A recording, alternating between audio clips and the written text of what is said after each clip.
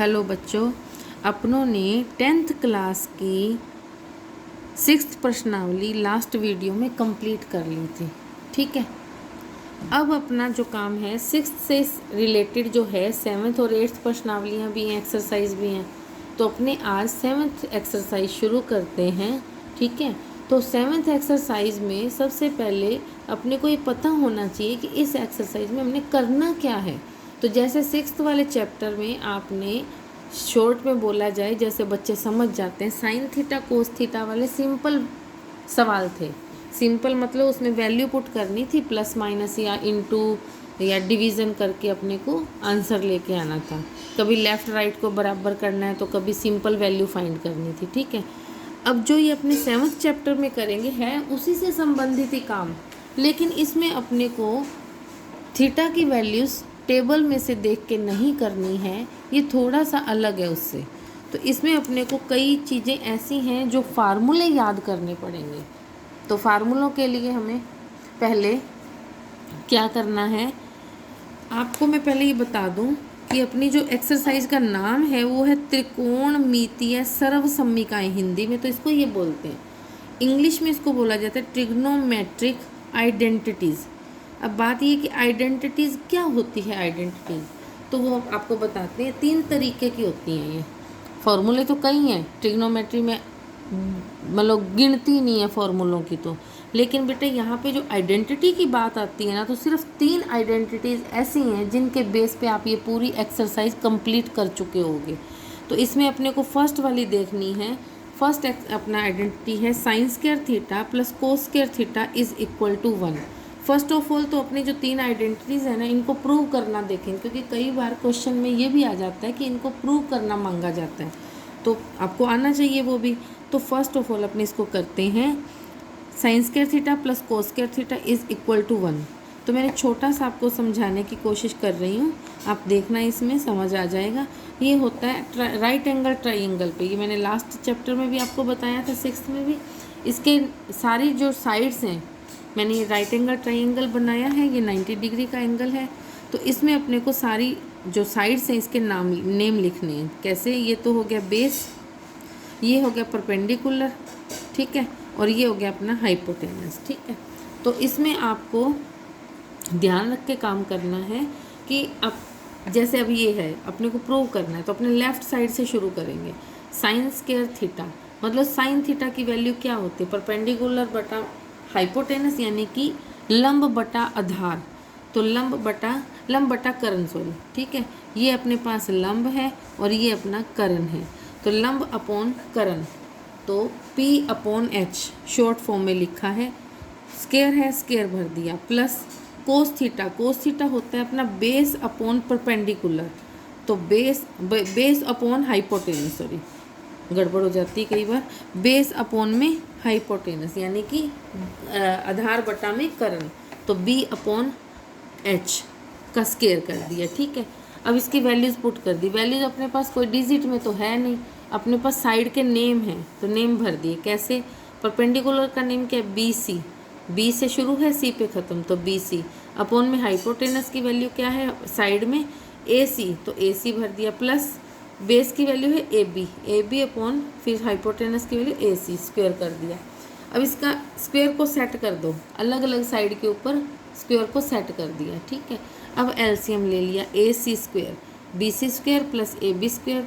अब BC square plus AB square को मैंने AC स्क्वायर लिखा है, क्यों, क्योंकि आपको ध्यान हो, आपने 6th क्लास में 7th क्लास में शुरू कर दिया होगा शायद पढ़ना, कि पाइथागोरियन या पाइथागोरस जिसको आप बोलते हो, वो एक थ्योरम होती है, इस पर एक बेस्ट फार्मूला है, hypo square is equal to base square plus perpendicular square. ठीक है, हिंदी में इसको क्या बोलते हैं, मैंने इधर साइड पे लिखा भी है, दोबारा बोल देती हूँ।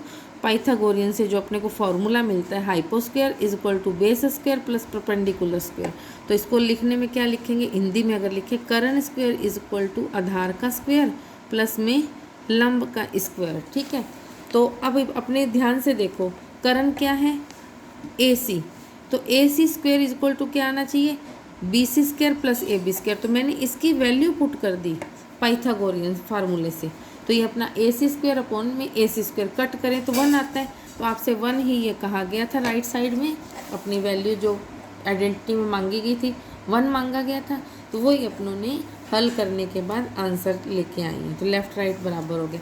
अब थोड़ा सा इसमें ध्यान देना बेटा, अपने पास ये आइडेंटिटी तो हमने प्रूव कर दी, ठीक है, ये आइडेंटिटी प्रूव हो गई। लेकिन अब अगर इसमें अपने देखें, अगर हमें कोस थीटा की वैल्यू दी जाए, गिवन हो, दिया हुआ हो, तो कोस थीटा को परली तरफ लेके जाना है, उसको हल करेंगे और साइन थीटा की वैल्यू आ जाएगी।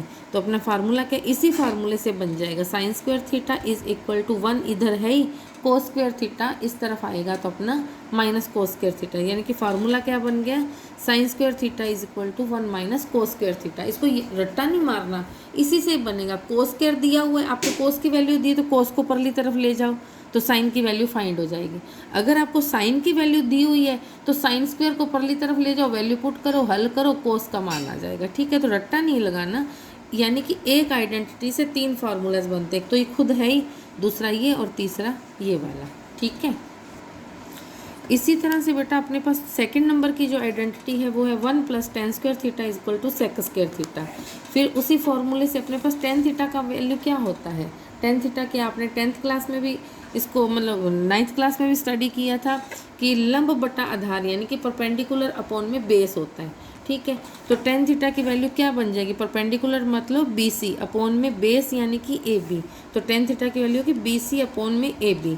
तो 10 की ये वैल्यू हम अपनी इक्वेशन नंबर फर्स्ट में पुट करेंगे, जिसको अपने सेकंड आइडेंटिटी के तौर पे प्रूव कर रहे हैं।